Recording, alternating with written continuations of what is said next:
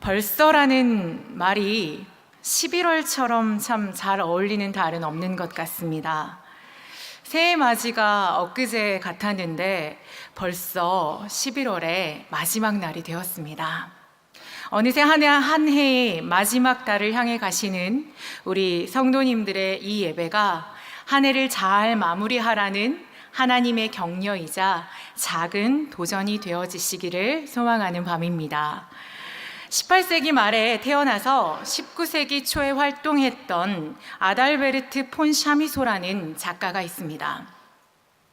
그림자를 판 사나이라는 제목으로 더 잘 알려져 있는 한 편의 짧은 소설을 썼는데요. 주인공 슐레밀이 등장을 합니다. 그런데 이 슐레밀이 회색 옷을 입은 낯선 남자에게 금화가 쏟아져 나오는 돈주머니를 받고 자신의 그림자를 팔게 됩니다. 사나이는 슐레밀의 그림자를 익숙한 솜씨로 돌돌 말아서 주머니에 넣고 자신의 그 그림자를 사서 떠나버립니다. 자신의 그림자를 팔아버린 슐레밀은 그때부터 시련이 시작됩니다. 강아지도 어린아이들도 가지고 있는 그림자를 슐레밀에게 없다는 것을 발견한 사람들은 그 사람을 유령 취급하기 시작했던 것이지요. 안타까운 눈으로 바라보기도 하고 수군거리기 일쑤였습니다. 슐레밀은 많은 돈으로 그림자 없는 자신의 약점을 감추려고 애를 씁니다. 그러나 그는 몇 번 아름다운 여인들의 사랑을 받기도 하였지만 그림자의 비밀이 탄로나면서 시련의 고배를 마셔야 했습니다. 돈이 아무리 많아도 슐레밀은 전혀 행복하지 않았습니다. 그는 그림자야말로 그 무엇과도 바꿀 수 없는 고귀한 것임을 깨닫고 어떤 대가를 치러서더라도 그림자를 되찾으려고 노력합니다.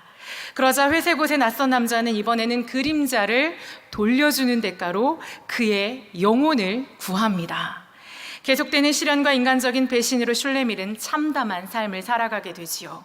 이 소설에는 많은 의미가 담겨 있습니다. 그림자를 팔아버렸다. 그림자가 없다라는 것은 무슨 뜻일까요? 이 소설은 산업혁명이 가져온 역효과인 물질 만능주의와 배금주의에 경종을 울린 작품으로 사람에게 물질보다 더욱 소중한 것은 바로 사람다움이라는 것을 알려주고 있습니다. 그림자를 잃어버렸다는 것은 자기 자신을 잃어버렸다는 것을 말해줍니다. 왜냐하면 그림자를 잃어버렸다는 것, 없다는 것은 그림자를 잊게 한 본체가 없어진 것과 같기 때문입니다. 이 소설은 더 가지고자 하는 사람들의 소유욕을 위해서 본질적으로 소중한 존재들, 양심, 신앙, 믿음, 사랑의 공동체를 잃어버리는 것에 대해서 경각심을 주고 있습니다. 이런 점에서 소설은 바로 오늘을 살아가는 우리들의 이야기라고도 할 수 있겠습니다. 그렇다면 예수님을 구주로 믿고 살아가는 우리들의 인생 가운데서 결코 잃어버려서는 안 될, 되찾아야 할 그것은 무엇일까요? 때론 그림자만큼이나 붙어 있어야 할 그것 말입니다. 오늘 본문을 통하여 그리스도인이라면 꼭 되찾아야 할 그 한 가지에 대하여 말씀을 나누려고 합니다. 그것은 빼앗기지 말아야 하는 것이며 매 순간 예수 그리스도와 함께 걷는 우리들의 삶 속에서 고백되어야 하는 것인데요. 그것은 바로 감사입니다. 오늘 말씀은 감사를 잊지 않고 삶을 바꾼 능력으로까지 연결시킨 자의 이야기입니다. 이 말씀을 통해 우리들의 잊혀진 감사의 제목을 다시 흔들어 깨우시는 은혜가 있기를 주님의 이름으로 축복합니다. 본문의 배경은 이렇게 시작됩니다. 예수님께서 예루살렘으로 가실 때 사마리아와 갈릴리 사이를 지나가셨습니다. 한 마을에 들어가실 때 멀리서부터 외치는 소리가 들립니다. 예수님이여 우리를 불쌍히 여기소서. 그들은 나병 환자들이었는데요. 레위기 13장 49절을 보면 그 당시 제사장들이 나병 환자를 어떻게 진단했는지가 나와 있습니다. 만약 어떤 사람이 제사장으로부터 나병이라고 진단을 받으면 나병에 걸린 사람이 만졌던 물건까지도 부정하다고 간주하여 불로 태우거나 물로 씻지 아니하면 사용하지 못하게 했습니다. 심지어 그 사람이 살던 집까지도 부정타하여 집을 헐어버리게 만들기도 하였습니다. 그리고 제사장으로부터 나병 환자라고 진단받은 사람은 마을에 살지 못한 채로 무조건 마을 밖으로 추방당하기도 했지요. 그래서 역대하 26장에 보면 나병에 걸린 우시아가 왕임에도 불구하고 왕권을 아들 요담에게 물려주고 따로 별궁에 살았다고 기록되어 있습니다. 그리고 그가 죽었을 때 그의 시신은 다른 왕들이 묻혀 있던 곳에 묻히지 못하고 그 옆에 따로 묻혔다고 기록하고 있습니다. 이처럼 나병 환자는 다른 사람들과 함께 살지 못하도록 격리되었을 뿐 아니라 죽어서까지도 시신이 따로 격리되었던 것이지요. 만약 나병 환자가 사람들에게 접근하려고 하면 사람들로부터 돌에 맞아 죽을 수도 있었습니다. 그리고 나병 환자는 옷을 찢고 머리를 풀은 채 마을 밖에 살다가 다른 사람들이 접근해 오면 입술을 가리우고 부정하다 부정하다 외쳐서 다른 사람들이 접근해 오지 못하게 하였습니다. 몸도 괴로웠겠지만 병마와 싸우면서 마음도 영혼도 아마 만신창이가 되었을 것입니다. 그런데 오늘 본문에 보면 10명이나 되는 많은 나병 환자들이 등장하고 있습니다. 다 같이 12절과 13절을 한번 함께 읽어보도록 하겠습니다. 시작. 한 마을에 들어가시니 나병 환자 10명이 소리를 높여 이르되 예수 선생님이여 우리를 불쌍히 여기소서 하거늘. 예수님께서 예루살렘으로 가시기 위해 사마리아와 갈릴리 지방 근처를 지나는데 한 마을에 10명의 나병 환자들이 등장을 하는 것입니다. 그들은 예수님을 만났지만 감히 가까이 다가오지도 못하고 멀찍이 떨어져서 외칩니다. 예수님이여 우리를 불쌍히 여기소서. 여기 13절을 보면 10명의 나병 환자가 소리를 질렀다고 하는데 나병이 악화되면 소리를 지르는 일도 어렵지 않습니까? 그럼에도 불구하고 그들은 자신들의 병을 고침받기 위하여 있는 힘을 다하여 외쳤습니다. 물론 그들은 예수님에 대해 잘 알고 있는 것도 아니었을 것입니다. 그러나 그들은 예수님에 대한 소문을 들었습니다. 살리시고 고치시고 먹이셨다는 기적을 일으킨 분이라는 그 소문을 들었다는 것이지요. 들음으로 그치지 아니하고 그들은 외칩니다. 자신들의 병을 고칠 수 있는 능력의 주를 향하여, 그래서 있는 힘을 다하여 예수님이여 우리를 불쌍히 여기소서라고 외쳤습니다.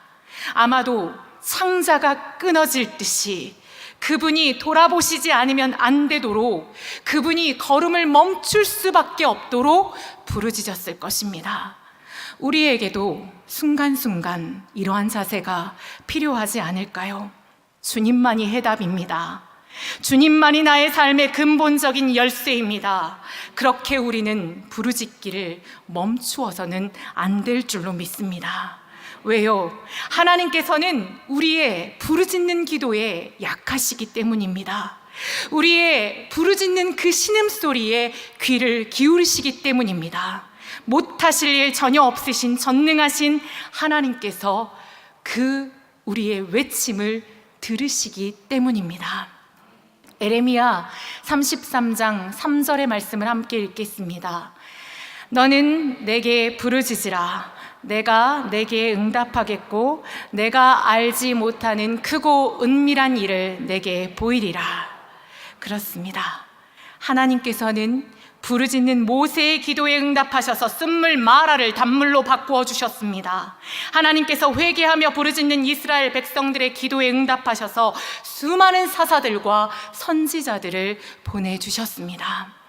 또한 주님은 소경 바디메오의 부르짖는 소리에 응답하셔서 그의 눈을 뜨게 하여 주셨습니다.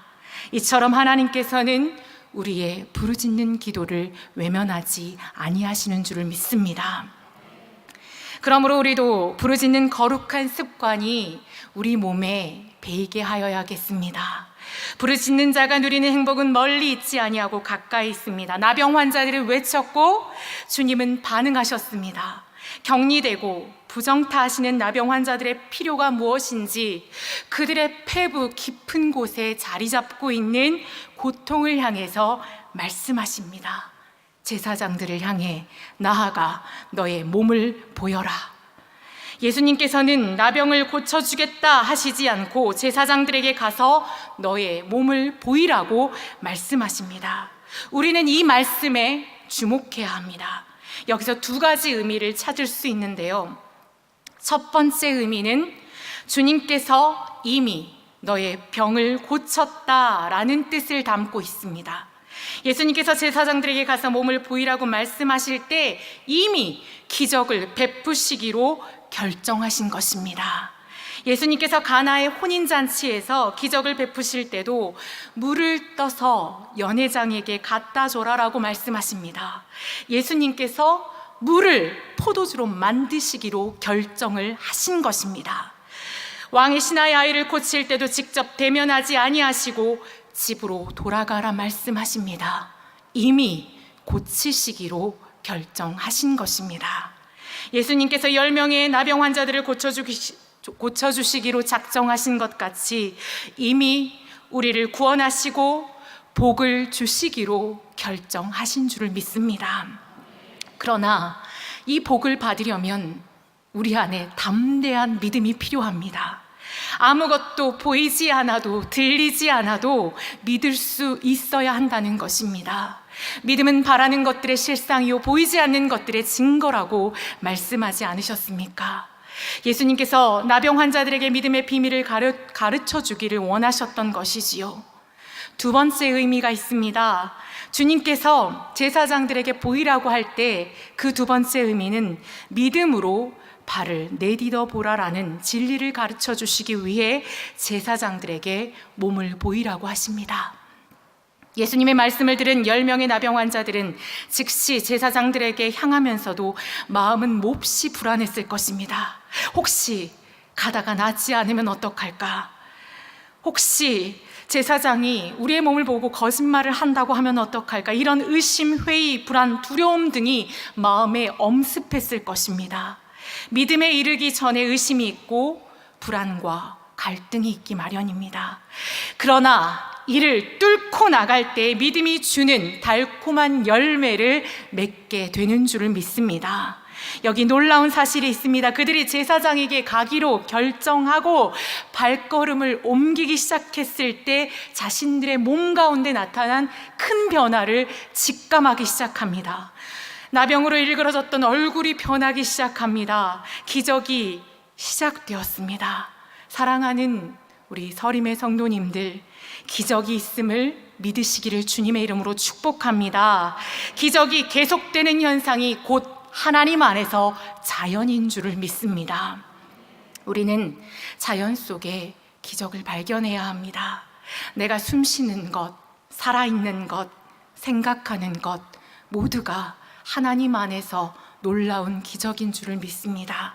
하나님께서 우리에게 자연을 주셨지만 때로는 우리를 위하여 그 자연을 파괴하시고 기적을 베푸시는 분이시기 때문입니다.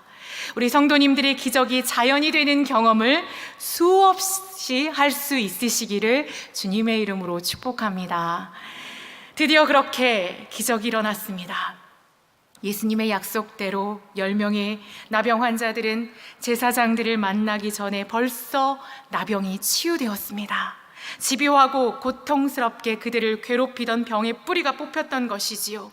사도행전 3장에 상징적인 사건이 나옵니다. 나면서부터 안진뱅이가 된 사람이 성전 미문에 앉아있다가 베드로와 요한에게 구걸하지요. 베드로가 선포합니다. 은과 금은 내게 없거니와 내게 있는 것으로 내게 주노니 곧 나사렛 예수 그리스도의 이름으로 걸으라고 말할 때 그 안진뱅이가 발목에 힘을 얻고 일어나 걸으며 뛰어 성전으로 나아갑니다. 그의 눈에 다른 사람들은 알 수 없는 눈물이 흘러내렸습니다. 그가 일어났을 때, 그가 노래를 부르고 찬양했을 때 많은 이들이 그 하나님의 역사의 현장을 목도하였습니다. 오늘 우리가 본문 15절, 16절을 한 번 더 읽기를 원하는데요. 한 목소리로 한 번 더 읽겠습니다. 시작. 그 중에 한 사람이 자기가 낳은 것을 보고 큰 소리로 하나님께 영광을 돌리며 돌아와 예수의 발 아래 엎드려 감사하니 그는 사마리아 사람이라. 아멘. 그렇습니다. 하나님께서 10명의 나병 환자들에게 기적을 베푸셨는데, 그래서 그들이 놀라며 춤추며 기뻐하였는데, 그런데 그 중에 단 한 사람만이 번뜩 기적을 일으킨 주체자였던 분이 생각나는 것입니다. 그분의 말씀 한마디가 일으킨 삶의 놀라운 변화를 그는 주체할 수 없는 기쁨 가운데 상기하였습니다. 자신이 치유받은 것을 알고 큰 소리로 하나님께 영광을 돌리며 그 길로 예수님께 돌아옵니다. 그는 유대인들이 이방인이라고 멸시하는 사마리아 사람이었습니다. 예수님은 그를 보시며 10사람이 다 깨끗함을 받았고 은혜를 입었는데 나머지 9은 어디 있느냐? 라고 물으십니다. 그리고 예수님에게 돌아와 감사하며 하나님에게 영광을 돌린 사마리아 사람의 믿음을 인정하시고 그에게 구원을 선포하셨습니다. 그에게 이르시되 일어나 가라, 너의 믿음이 너를 구원하였느니라 라고 말입니다. 이 사마리아 나병 환자는 감사함으로 몸의 완치뿐만이 아니라 영혼의 완전한 구원까지도 선물 받게 되었습니다. 나머지 9은 병에서 나음을 입었지만 그 생명의 구원의 감격은 누리지 못하지 않았습니까?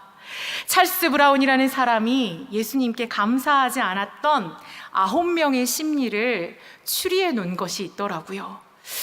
첫 번째 사람은 아마도 병이 진짜 나은 것인지 아닌지 한번 확인해 봐야 되겠다 하고 의원에게 달려가 가지고 자기 몸을 보였다는 것이죠.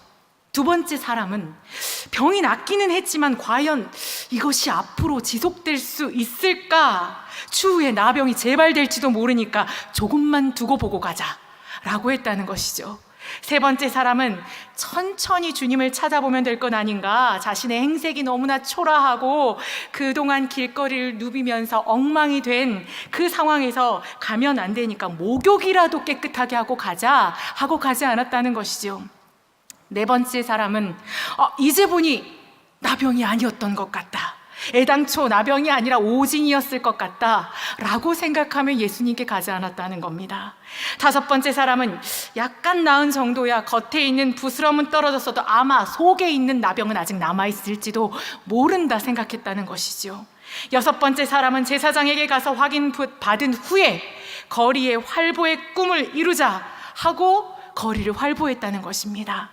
일곱 번째 사람은 주님께서 나를 위해 특별히 애쓰신 것도 없는 것 같은데 사실 예수님이 하신 것이라고는 말씀하신 것밖에 없지 않는가, 나에게 특별히 약을 발라주신 것도 아니고 손을 얹어서 안수를 하신 것도 아닌데 라고 그냥 은혜를 덮어버렸다는 것입니다. 여덟 번째 사람은 이런 것은 랍비라면 누구든지 할 수 있지 않을까, 아홉 번째 사람은 사실 나는 이미 회복되고 있었는지도 몰라 라고 하면서 예수님을 찾지 않았다는 것입니다. 오늘날 주님 앞에 은혜를 구하는 사람들은 많지만 받은 은혜를 기억하고 매 순간 구원의 감격을 떠올리며 살아가는 그리스도인들은 점점 희박해지는 것 같습니다.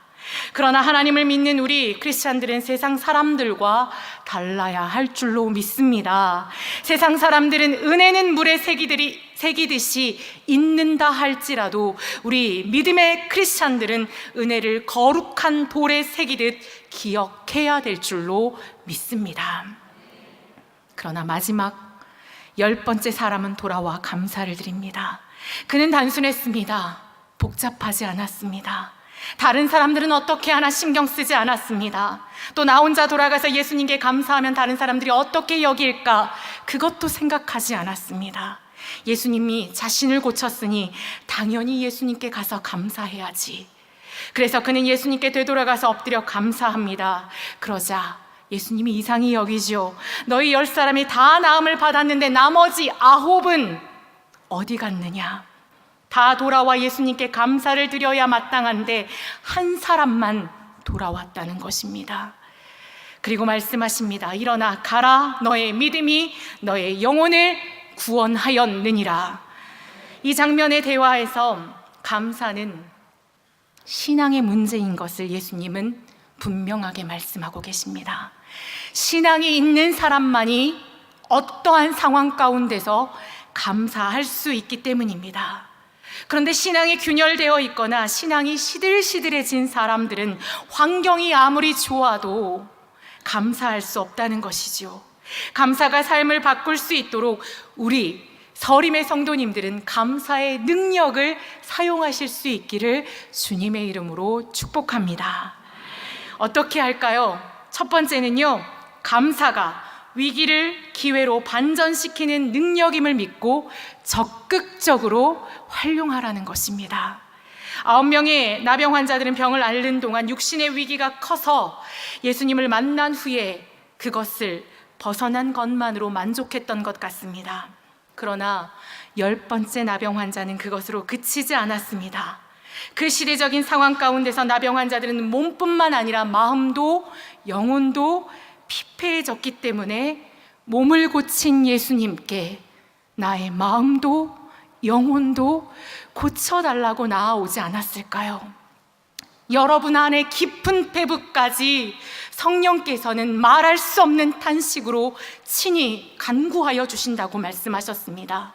그 말씀을 붙잡고 나아갈 때 10번째 사마리아인이 어떤 믿음을 가졌을까요? 썩은 살을 새 살 만드는 기적의 주님이라면 나의 피폐하고 고통에 일그러진 인생까지도 고치시고 일으키실 수 있다라고 믿으며 나아가지 않았을까요?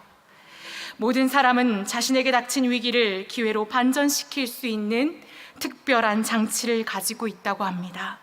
하나님께서 우리를 창조하실 때 그렇게 우리 청년들에게도 어렵고 난관을 만나도 일어설 수 있는 거룩한 회복 탄력성을 주신 줄로 믿습니다. 그리고 이 장치가 제대로 작동되면 위기는 일종의 위험한 기회 상태가 됩니다. 여기서 기회라는 단어에 강조점을 두면 위기는 기회로 될 가능성이 무궁무진하다는 것이지요. 여러분 또한 사마리아인의 적극적인 반사신경이었던 감사를 가지고 완치를 경험하고 회복을 경험하고 성취를 경험하시기를 주님의 이름으로 축복합니다. 두 번째입니다. 감사는 절대 승리를 부르는 예리한 검이 되기도 합니다. 꼭 기억해야 할 것이 있는데요, 오늘 주인공도 몸소 보여주었지만 감사해야 한다라는 생각만으로는 아무 일도 일어나지 않는다는 사실입니다. 그러한 생각은 그저 칼집 속에 든 칼일 뿐이라는 것이지요. 감사라는 것은 내가 직접 뽑아주기만을 기다리고 있습니다. 감사는 방어용 무기가 아니라 모든 상황에 매우 적극적으로 활용할 때 제 역할을 수행하는 공격용 무기가 될 수 있다는 것입니다. 따라서 감사는 내 몸의 일부로 만들어서 반사신경처럼 작동시켜야 된다는 것입니다. 그래야 어떤 상황에서도 평정심을 잃지 않고 정말 창의적이고 긍정적이고 열정적인 에너지를 뿜어낼 수 있다는 것이죠. 전쟁의 승패가 어디에 달려 있습니까? 전술의 선택에 달려 있습니다. 세계적인 전술가 한니발의 포위 작전은 역사적으로 유명하지요. 전쟁에서 8만 명이나 되는 적군을 불과 3만 명으로 포위하며 승리를 이끌어내었습니다. 이순신의 명량대첩 역시 위대한 전술로 얻어낸 승리이지 않았습니까? 13척의 전선으로 외척 133척 가운데 31척을 무찌르는 쾌거를 이루었습니다. 우리의 인생의 전장 속에서 감사 전술을 가지고 나아간다면 그 감사 전술을 통하여 하나님께서 우리에게 이 산을 들어 저 바다로 옮기는 놀라운 역사를 허락해 주실 줄을 믿습니다. 세 번째, 마지막입니다. 주의할 것이 한 가지 있는데요, 감사의 능력이 사용될 타이밍을 놓치지 말아야 한다는 것입니다. 우리의 마음은 아무것도 없는 진공 상태가 아닙니다. 늘 무언가로 채워져 있어요. 때문에 마음에 긍정의 기운이 사라지면 그 빈자리 가운데 부정이 찾아오고 사단을 통하여 눌리는 마음이 찾아옵니다. 스스로 한번 들여다보면 어떠합니까? 저도 다음 세대의 교육을 하고 있는데 아이들을 보면 벌써부터 자신과 누군가를 비교하기 시작하거든요. 배우자와 자녀들에 대한 원망이 꿈틀거리십니까? 직장의 부족한 모습이 나를 부정적인 쪽으로 유인하십니까? 꽉 막힌 현실이 나를 절망하는 방향으로 이끌어가고 계십니까? 그렇다면 나를 둘러싼 환경을 보기 전에 나를 지으시고 조성하신 하나님을 바라보고 그분으로 채울 수 있기를 원합니다. 틀림없이 내 영혼과 생각을 망가뜨리는 나쁜 기운, 부정적인 기운이 내 몸 곳곳에 침투해 있을 터인데 하나님 앞에 이 감사를 외치는 타이밍을 놓치지 않는다면 우리의 마음 가운데 항상 하나님의 섭리가 일어날 수 있는 그 놀라운 기운이 내재하고 그것이 또 표현될 줄 믿습니다. 하나님의 주신 감사할 줄 아는 능력을 그렇게 사용하십시오. 10번째 나병 환자는 성견지명이 있었는지 육체뿐만 아니라 그의 영혼의 아픔까지도 고치실 것을 알고 구원을 선물 받았기 때문입니다. 많은 믿음의 거장들은 절망의 때마다 마음을 지키고 부정적인 생각과 절망스러운 마음이 엄습할 때 비장의 무기인 감사를 꺼내 썼던 것을 우리는 목격하였습니다. 여러분이 남은 2018 한 달입니다. 그 한 달 동안 정말 하루하루를 살아가면서 한 번씩 질문해 보셨으면 좋겠어요. 나는 매 순간 하나님께서 지금 이루시진 않으셨고 지금 응답하지는 않으셨지만 하나님께서 하실 것을 믿고 매 순간 나는 감사하고 있는가? 그 질문을 여러분들에게 꼭 하시기를 원합니다.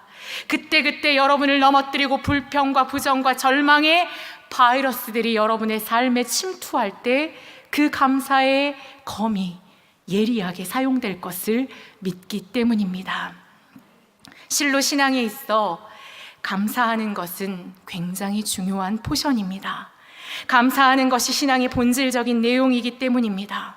하나님은 우리를 지으시고 존재케 하신 분이시고 아무런 소망이 없는 우리에게, 비참하게 멸망받을 수 없는 우리에게 구원을 선물해 주시고 택정하여 주셨습니다. 구원의 꼬투리가 전혀 없었던 소망 없는 자들에게 허물투성이요 죄악투성이인 우리를 수렁에서 건져주셨습니다. 하나님께서 우리를 다 아시고 허물 많고 부족한 자를 부담스러워하지도 않으시고 당신의 종으로 삼아 주셨습니다. 저는 이번 설교를 준비하면서 특별히 11월에 추수감사주의를 지나며 고백주의를 보내며 제게 주신 감사의 제목들을 반추해 보았습니다.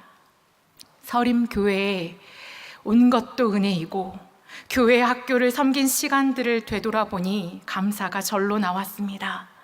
많은 교회들이 현실의 장벽에 부딪혀 어려움과 직면하고 있을 때 다음 세대를 위하여 갈대 상자를 준비하는, 환경의 제약을 넘어서 복음을 전하는 도무스 비전으로 가슴 뛰는 교회를 만나게 하신 것도 감사였습니다.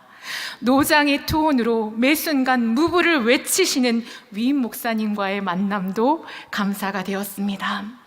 제가 무엇이기에 좋은 교사들을 허락하시나 한번 이렇게 해보게요 라고 말씀드리면 교사들이 목사님이 해보시겠다는데 한번 도와드려야죠 라고 말씀하시는 그런 교사들을 볼 때 기꺼이 좌청룡과 우백호가 되어주시는 사역자님들을 볼 때 참으로 감사가 되었습니다.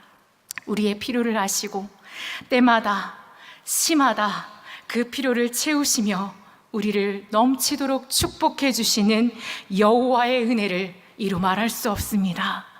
저의 가정도 그렇습니다. 개척하신 목회자 부모님을 주셔서 몸부림치면서 주님께 한 몸 바쳐가 무엇인지를 보여주시고 그 모습을 보게 하시고 이 길 가는 것을 누구보다 잘 이해하는 목회자를 또 남편으로 허락해 주셨습니다. 신대원 다닐 때 동기들이 저에게 그랬습니다. 시온아, 너는 결혼은 힘들 것 같다. 너를 감당할 남자가 선뜻 나타나지 않을 것 같다라며 저를 절망케 했지만 그 절망의 길로 걸어와 준 남편이 있으니 그것도 기적입니다. 하나님은 목회자 남편을 주셔서 서로를 헤아리게 하시고 위기의 순간마다 든든한 멘토가 되게 하셨습니다. 물론 늘 감사하지 못할 때도 있습니다. 우리가 같은 성정의 사람인지라 살벌하게 다투기도 하고 서로 사역에 가진 생리를 너무 잘 알아서 부딪히기도 합니다. 분명히 결혼하면서 신혼 때 약속했거든요. 아침에 아침밥을 잘 차려주는 좋은 아내가 되리라 결심했는데 5첩 반상으로 시작했는데 3첩 반상이 되고 잡곡밥에서 흰밥이 되고 이제는 시리얼은커녕 공복에 나가게 하는 그럴 때도 많아서 참으로 미안함이 큽니다. 안산 목사님을 보시면 조용히 어깨를 두드려 주시면서 위로해 주시면 감사하겠습니다. 작년에는 저희 부모님 슬하에 저와 함께 딸이 하나 더 있는데요. 그 여동생도 목사 안수를 받고 교육 목사가 되었습니다.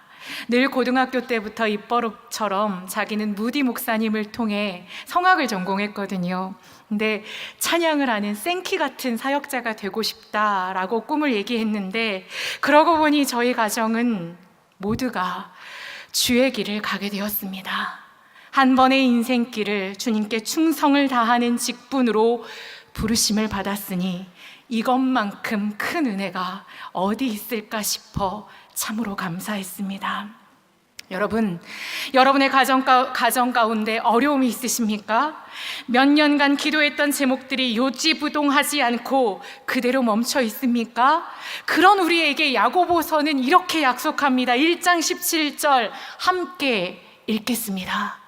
시작. 온갖 좋은 은사와 온전한 선물이 다 위로부터 빛들의 아버지로부터 내려오나니 그는 변함도 없으시고 회전하는 그림자도 없으시니라. 아멘. 그렇습니다.